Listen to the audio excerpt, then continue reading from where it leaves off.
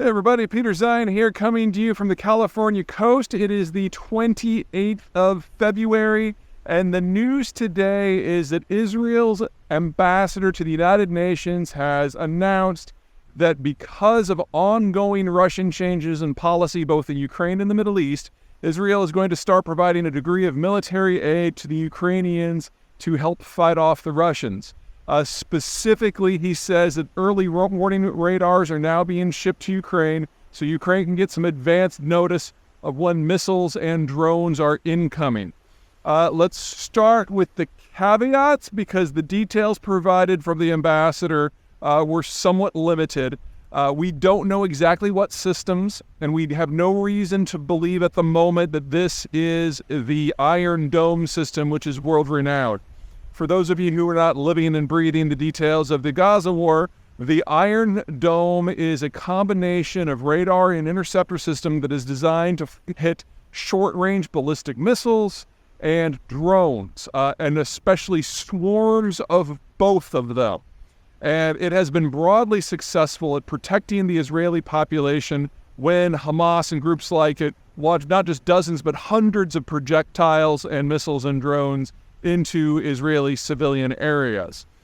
If the Iron Dome was provided to Ukraine in sufficient numbers, then all of these Iranian long-range Shahed drones that have been causing so much problems really would cease to exist as a problem, because the Iron Dome basically uses fairly cheap interceptors.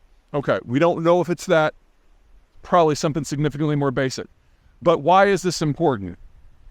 Israel and Moscow, and I say Moscow to include the Soviet system, have had a non-standard relationship for most of the last 75 years. The Russians/Soviets have tended to favor supporting the Arabs against the Israelis, especially in the 1956 war, the 1973 war, and the Lebanon war, because they see Israel as a proxy for Western powers, most notably the United States. But Israel, as anyone who is involved in U.S. foreign policy making will tell you, is its own thing. And independent of whether they feel they are under American strategic cover or not, they certainly don't feel constrained by American policy decisions in most circumstances. So in the aftermath of the '67 war, the Israelis started developing an intermediate-range ballistic missile that would allow them to directly target Moscow with a nuclear assault should the shit really hit the fan. And in doing so, Moscow was forced to admit that Jerusalem was a significant power in and of itself. And so relations between the two powers, whether it's Soviet-Israeli or Russian-Israeli, have always been cool. That is the threat side. There's also an incentive side. In the aftermath of the Soviet collapse, when you had millions of people basically looking to leave the former Soviet Union for anywhere else, that included over 1 million Russian Jews. The Russian government wanted to get rid of them. The Israeli government wanted to bring them home. And so a series of deals were struck in diplomatic cooperation that would allow these people to relocate with a minimum of fuss. And now those Russian Jews make up more than 15% of the Israeli population. Because of this balancing act, the two governments have always had a degree of grudging respect towards one another, and as such, they share information, especially things like tax evasion information, on activities of the Russian oligarchs who oftentimes have dual citizenship in Israel. And this has encouraged the Russians to kind of go softly when talking with anyone who happens to be an outright foe of Israel. So the Israelis kind of turn a blind eye when the Russians are talking to the Iranians about things that are relatively ethereal and don't affect the Middle East directly. But this seems to have now changed with the Ukraine war. The Russians are involved in a military conflict that they see as existential. And that means a lot of these softly relationships that the Moscow folks have with other countries are secondary at best.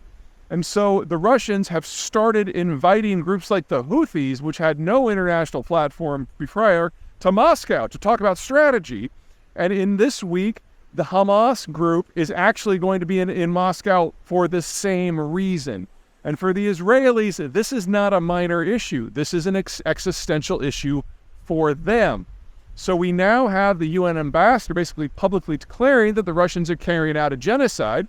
The Russians, by the way, are now calling what's going on in Gaza formal occupation. And we're seeing a hardening position and an eroding of this kind of general understanding that their spheres of influence don't really overlap, so let's not push it too hard. Now it's being pushed. And if we get into a situation in the next few months where the Russians, from the Israeli point of view, are directly interfering in what the Israelis consider to be critical issues, you can bet your ass that Israeli intelligence is going to start to get shared on Russian topics with everyone in the Western Alliance, first and foremost the United States.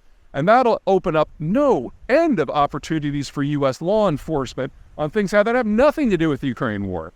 In addition, there will probably be a lot more military cooperation because we know, to be perfectly blunt, that the Iron Dome system works pretty well. The limitation is that Israel is a country of just a few million people and they can only produce so many of these things.